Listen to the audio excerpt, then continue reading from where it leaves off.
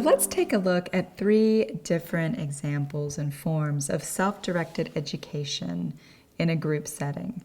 We'll take a brief look at Sudbury Schools, Agile Learning Centers, and self-design and see how each of them approach planning learning and the learning cultures. We'll just look at those 2 dimensions to give you an idea of how some of this is being done in the world today. Now, I co-founded a Sudbury school in 2003, so this is a model that I'm very familiar with. And at a Sudbury school, all learning is emergent, and there's no planning for learning. It just happens. And there's not a reflective process looking back and saying, what was done. So it's just, in the moment, emergent. Sudbury schools are founded on the principles of democracy and non-interference by staff members. And rules are created by the students and the staff members. Everybody gets one vote. And if another member of the community is observed breaking a rule, then the Judiciary Committee is convened, and that's sorted out by anybody who goes to the Judiciary Committee meeting. So, the non-interference principle is pretty strong and is very, enforced throughout the Sudbury School. So if a child wants to take a class, then it's the child's responsibility to rally the fellow students around and figure out how to make that class happen, figure out how to get the teacher to come in and how to pay for it. Once a class is usually created in a Sudbury school, it looks a bit like conventional school in that the teacher is the expert and they're giving information.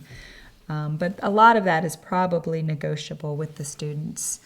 If a student would go to a staff member and tell them that they were bored, the staff member would be like, "That's wonderful." And they wouldn't interfere in the process. They just let the student figure it out.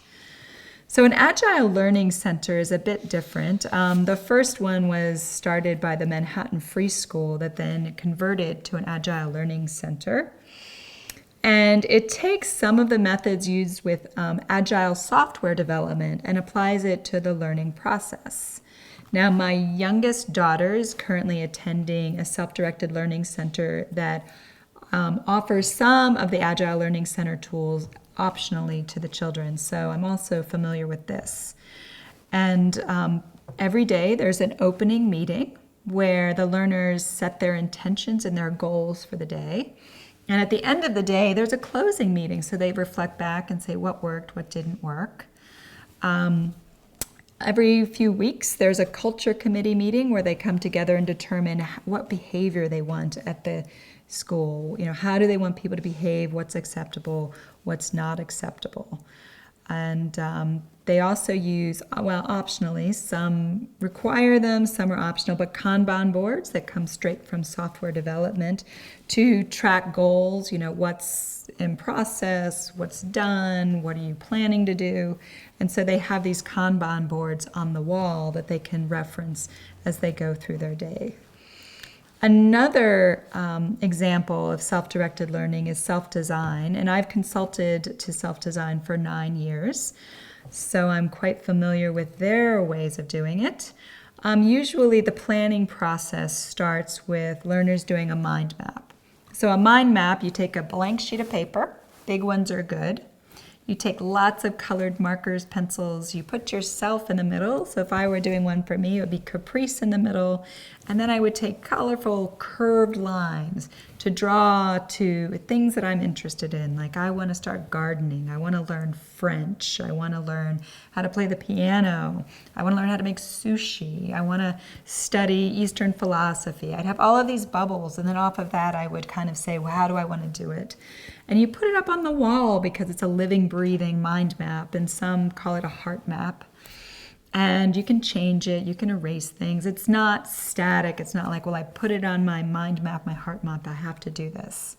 But in self-design, which runs a large distance learning program in British Columbia, they'll take these mind maps and they'll turn them into a learning plan organized by a self-designed mandala that has different areas of learning. And so there's a really strong focus in self-design on the planning process And then weekly, a parent and learner will meet with an educator to review the progress and do some observations for learning. So there's a strong reflection process built into self-design. And they also have seasonal reviews where you're looking at this learning plan that you've created and say, am I on track? Have things changed? So in self-design, there's a strong emphasis on planning and reflecting, but it all is coming from the learner. So it's from the inside out. So I hope that gives you a flavor of some of the approaches to self-directed learning in the world. There is some really good work going on. In my opinion, every community deserves a self-directed learning center for children.